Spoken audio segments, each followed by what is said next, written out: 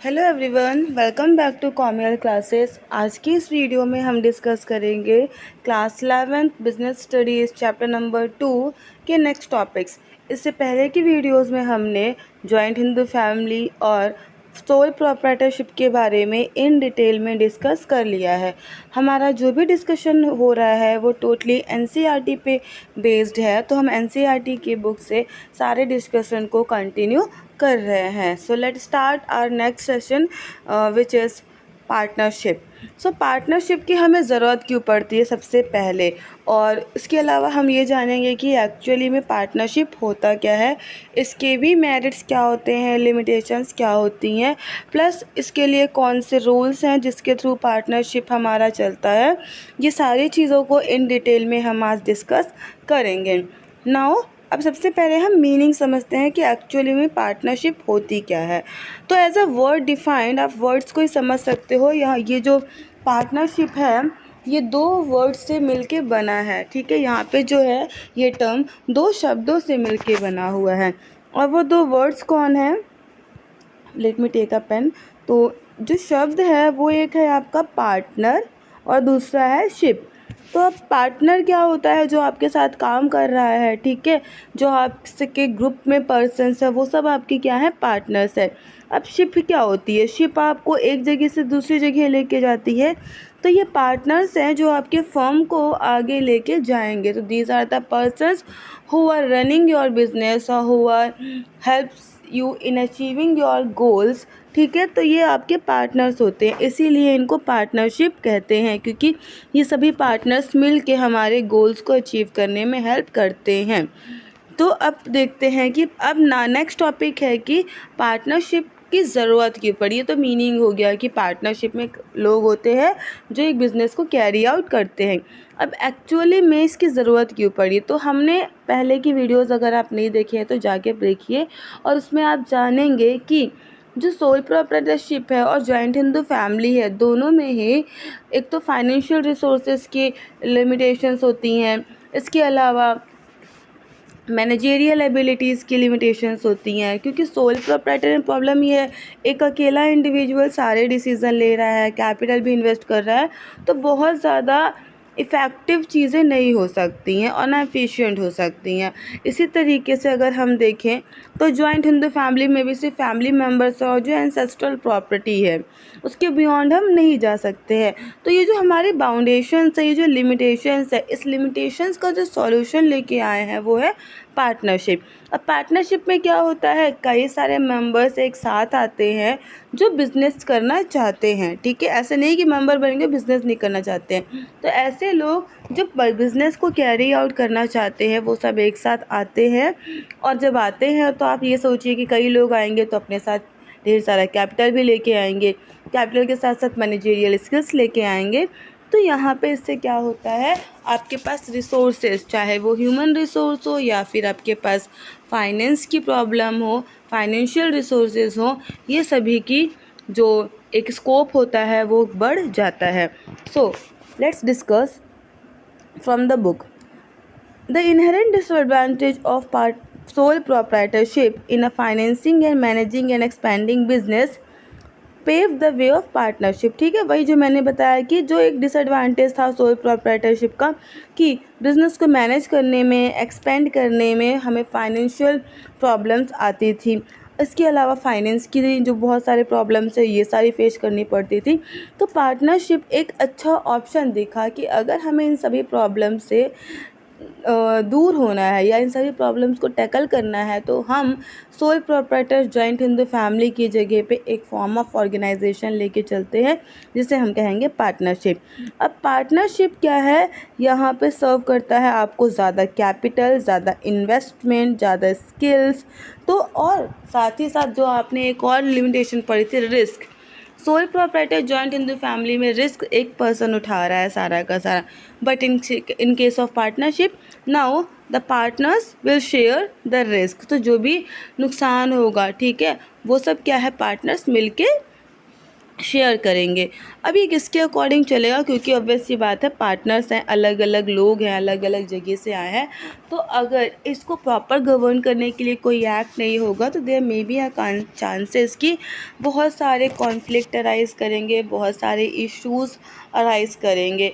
So to tackle all the problems, यहाँ पे हमने एक एक्ट लिया है, एक एक्ट के थ्रू हमारा पार्टनरशिप चलता है, which is Indian partnership act 1932। Please remember this act, और ये जो ईयर है because it is very important, ठीक है, ये सारे पॉइंट्स आपके लिए इंपॉर्टेंट है यहाँ पे, तो ये चीज़ तो बहुत इंपॉर्टेंट है पार्टनरशिप एक्ट। तो पार्टनरशिप एक्ट के तहत ये डिफ़ाइन किया जाता है। हाँ, और एक्ट की जो डेफिनेशन है इसको भी अच्छे से याद करिएगा, क्योंकि जो एक्ट के तहत डेफिनेशन है ये एमसीक्यू में भी पूछी जा सकती है।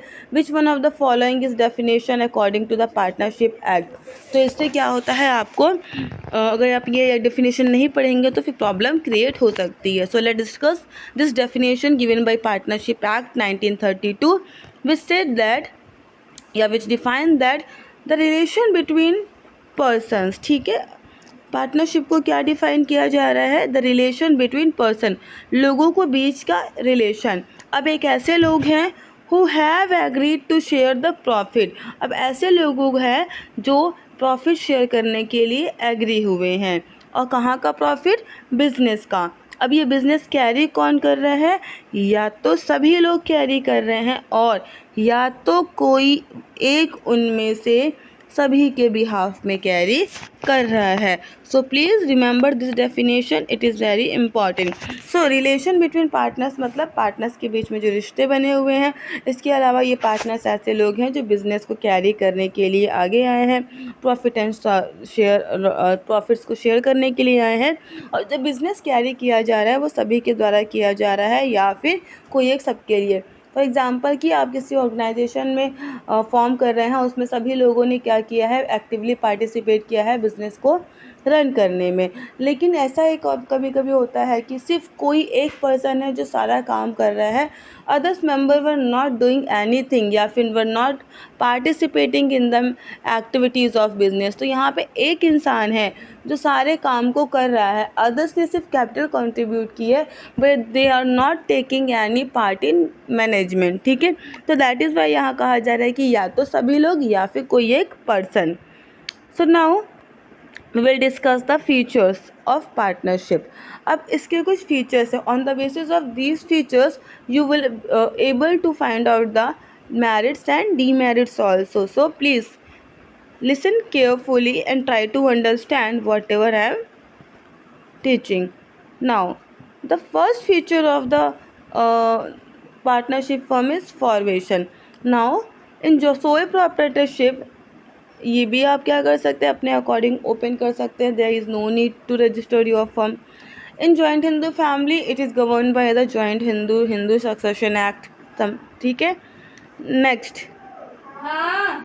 नेक्स्ट तो अब यहाँ पे जो पार्टनरशिप का फॉर्मेशन है, it is the formation of partnership business organization is govern by Indian partnership act. तो ये जो पार्टनरशिप एक्ट है यहाँ पे आपको 1932 में सारी चीज़ें क्लियरली डिफाइन है कि किस तरीके से आप अपने पार्टनरशिप फर्म को स्टार्ट कर सकते हैं। सो अब नाउ कैसे स्टार्ट होता है, तो जो पार्टनरशिप फर्म है it comes in existence through a legal agreement, ठीक है। यहाँ पे एक लॉ होता है, टर्म्स एंड कंडीशंस होते हैं, उसके अकॉर्डिंग आपका जो पार्टनरशिप फर्म है वो एग्जिस्टेंस करता है, या फिर वो बनता है, एक फर्म बनता है, एक बिज़नेस बनता है। नाउ अब इस फर्म में क्या हो रहा है, या फिर एक लीगल एग्रीमेंट है जिसमें क्या है, सारे टर्म्स एंड कंडीशंस लिखे होते हैं कि पार्टनर्स के बीच में कैसे रिलेशनशिप है, relationship in the sense the closing of the business, the amount of capital they are contributing, the amount of interest they are getting or they are giving to the company, all of the things are clearly defined in this agreement or legal agreement। So partners के बीच में relations, उनकी profit sharing ratios, losses sharing ratios, business को कैसे conduct करना है, that is manner of conducting the business, all the things are clearly specified in this agreement. So जो ये बिजनेस होता है, first of all most important thing यहाँ पे ये पॉइंट आउट किया गया है that the business must be lawful and run with the M of motive of profit. किस चीज़ से? यह बिज़नेस लॉफुल होना चाहिए। ऐसा नहीं है कि आप एक अनलॉफुल बिज़नेस करें जैसे ड्रग्स वगैरह, ये आपका कभी भी बिज़नेस नहीं कहलाएगा। तो बिज़नेस कैसा होना चाहिए? लॉफुल होना चाहिए। और एज वेल एज लॉफुल होने के साथ साथ इनका मोटिव क्या होना चाहिए? प्रॉफिट अर्न करना होना चाहिए। नाउ अब कोई दो लोग जो साथ आते हैं अगर चैरिटेबल पर्पस के लिए, तो it is not constitute a partnership, it should be for the profit motive. तो चैरिटेबल पर्पस के लिए अगर आप दो लोग साथ आ रहे हैं तो that it is not defined as a partnership. So now first point में आप अगर इतना नहीं याद करना चाह रहे हैं, you must know the partnership act. उसके अलावा और क्या क्या बताया जाता है, इसके अलावा ये कि ये लीगल एग्रीमेंट के थ्रू फॉर्म होता है। This much is enough if you are not able to learn all the things given in this paragraph. And the most important thing for your MCQ, please always remember that the charitable purpose does not come under the partnership. So this much is enough for the formation criteria. Now we'll come to the next feature, which is liability. Here the liability of a firm have the liability of partners of a firm have unlimited. So unlimited liability का मतलब होता है कि if in case you are not able to pay the debt, ठीक है, then your personal property can be utilized for the repayment of that particular debt. It means अगर आप अपने पैसे को पे नहीं कर सकते, जो आपने लोगों से पैसे लिए हैं उसको रिटर्न नहीं कर पा रहे हैं, इन दैट केस कम जो आपके पैसे हैं वो कवर कहाँ से किए जाएंगे? जब तक आपकी पर्सनल प्रॉपर्टी को सेल करके सारी मनी को रियलाइज़ नहीं किया जाएगा। सो यहाँ पे ये कहा जा रहा है कि द फर्म्स पार्टनरशिप फर्म में जो पार्टनर्स होते हैं they have unlimited liability. That is अगर उन्होंने डेब्ट को नहीं पे कर पाया, उन्होंने कर्ज को नहीं चुकाया, तो उनका घर बार जितनी भी प्रॉपर्टी है अप टू पर्टिकुलर लिमिट जितना वो लोन है उसके तक वो उनके हाथ से चली जाएगी या फिर उसको रिपे करने के लिए यूज़ किया जाएगा। पर्सनल प्रॉपर्टी को यूटिलाइज़ किया जाएगा लोन्स को पे करने के लिए। इफ़ जो ऑर्गेनाइजेशन की असेट्स है वो इनसफिशिएंट, सबसे पहले तो ऑर्गेनाइजेशन से ही पेमेंट होगी, लेकिन अगर ऑर्गेनाइजेशन से पेमेंट्स पूरी फुलफिल नहीं हो रही है then in that case your personal assets are utilize. So अगर यहाँ पे पार्टनर्स की जॉइंटली लाइबिलिटी होती है and individually liable for the payment, jointly और इंडिविजुअली दोनों तरीके से जो पार्टनर्स होते हैं they are liable for the payments of डेब्ट। अब जॉइंटली का मतलब है जितने भी पार्टनर्स हैं वो सब रिस्पॉन्सिबल है डेब्ट को पे करने के लिए और जिस तरीके से भी उनका शेयर है बिजनेस में उसके अकॉर्डिंग कंट्रीब्यूट करने के लिए as such share liable to the extent, ठीक है, जितना भी उनकी लाइबिलिटी है। अब इंडिविजुअली कैसे? जो पार्टनर्स है रिस्पॉन्सिबल है to the business, however such a partner can later recover from other partner an amount of money equivalent to the shares in the liability defined as per the partnership agreement। और अगर उस समय तो उसने help कर दी, ठीक है, but बाद में उस पैसे को वो रिकवर कर सकता है अदर पार्टनर से लेके, जितना भी उसने एक्स्ट्रा अमाउंट दिया है सिर्फ वो उतना ही पे करेंगे जितनी लाइबिलिटी उसकी एग्रीमेंट में डिफाइन की गई है, not much more than that. Now come to the next feature, which is risk bearing. According to this feature, the partners bear risk involved in the business। अब रिस्क कौन beer कर? Obvious सी बात है, partners business को carry out कर रहे हैं तो पार्टनर्स ही बियर करेंगे, पार्टनर्स की फैमिली थोड़ी बियर करेगी। So what ever the risk arises in the firm it is carried on और बियर्ड बाय द पार्टनर्स, ठीक है, जितने भी टीम है, जो बिजनेस टीम है पूरी की पूरी इसको बियर करती है। अब जो रिवॉर्ड होता है वो किस फॉर्म में आता है? It comes in the form of profit. Profit के फॉर्म में आपको रिवॉर्ड मिलते हैं अगर आपने रिस्क लिया है। और ऑलवेज रिमेंबर, जितना बड़ा आप रिस्क लेंगे उतना बड़ा प्रॉफिट मिलेगा। नेक्स्ट, अब ये जो प्रॉफिट है ये सभी के बीच में एक एग्रीड रेशियो में जब आपका कॉन्ट्रैक्ट होता है उसी एग्रीड रेशियो में क्या किया जाता है, शेयर किया जाता है सभी पार्टनर्स के बीच में। नेक्स्ट, और लॉसेस भी होता है तो उसी रेशियो में शेयर किया जाता है। सो रिस्क बियरिंग में सभी पार्टनर्स रिस्क को बियर करते हैं और जो भी प्रॉफिट होता है तो उसको ये शेयर करते हैं, और जो भी लॉस होता है उसको सभी पार्टनर्स बियर करते हैं। अब decision making and control, decision और मेकिंग कंट्रोल कहा जा रहा है, ये सभी पार्टनर्स की रिस्पॉन्सिबिलिटी होती है कि वो डिसीज़न मेकिंग में इन्वॉल्व होते हैं। Next, and control of day to day activities, और एक्टिविटीज़ को रेगुलर बेसिस पे क्या किया जाता है, कंट्रोल किया जाता है। और कंट्रोल कौन करता है, ये जो वर्कर्स है और जो ये आपके पार्टनर्स है, ये सभी क्या हैं, आपकी एक्टिविटीज़ को कंट्रोल करते हैं। जो डिसीजंस होती हैं वो जनरली कोई अकेला पर्सन नहीं ले सकता है। The mutual consent of all the partners are need to be consider. So सब सहमति से क्या होता है, डिसीज़न लेता है, कोई अकेले पर्सन डिसीज़न नहीं ले सकते हैं। आपको सभी से कंसल्ट करना पड़ेगा, बिकॉज अगर आप कंसल्ट नहीं करेंगे तो they will not feel connected to the firm. That is the reason, if you want to make them feel that they are the part of the organization, they are valuable partners, then please make sure they also participate in decision making process, and whatever the decisions are going to be taken, it should be based on mutual consent.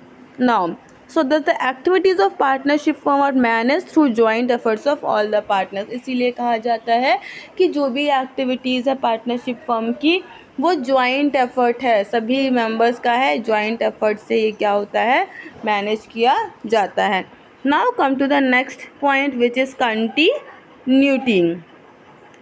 अब continuity का मतलब है partnership firm कब तक चलेगी। सो कि lack of continuity होती है, ठीक है। यहाँ पे ज़रूरी नहीं है कि पार्टनरशिप पूरी ज़िंदगी चले, it may be a chance कि कुछ सालों बाद पार्टनरशिप बंद हो जाए।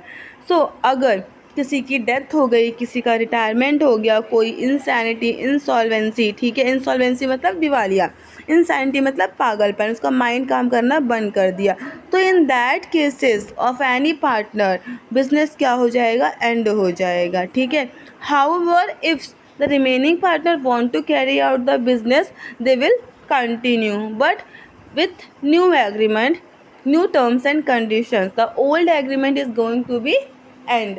जितना भी एग्रीमेंट होता है वो पूरा पहला पुराना वाला बंद हो जाएगा, अब नए एग्रीमेंट के तहत आपका बिजनेस चलेगा। तो दैट इज़ वाई यहाँ पे पार्टनरशिप एंड हो जाती है। Please remember this, partnership and होती है, जो एग्रीमेंट होता है वो एंड होता है, बट जो पार्टनरशिप फॉर्म होती है it depend on the other partner that they want to continue the form और not. If they want to continue then the partnership form will run, and if they want to don't want to continue then it will end, ठीक है। So it totally depend on the partners. Next, okay wait a minute.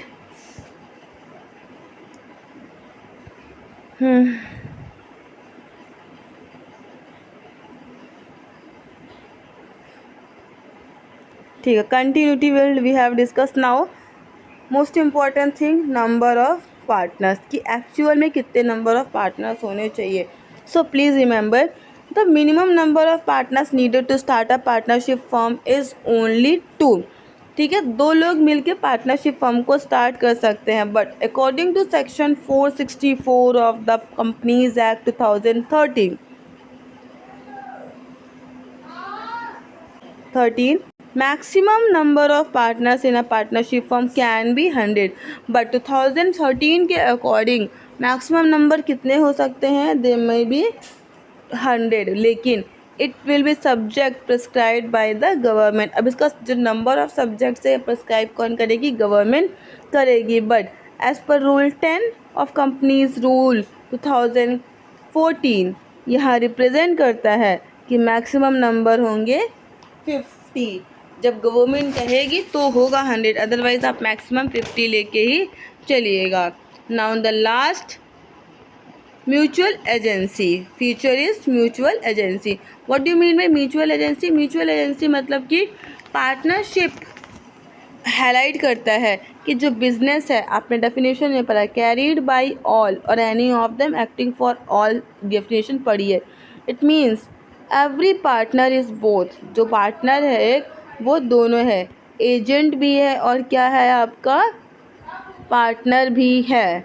So as an agent ये other partners को represent करता है और इसी तरीके से वो उनको बाइंड भी करता है अपने एक्ट के थ्रू।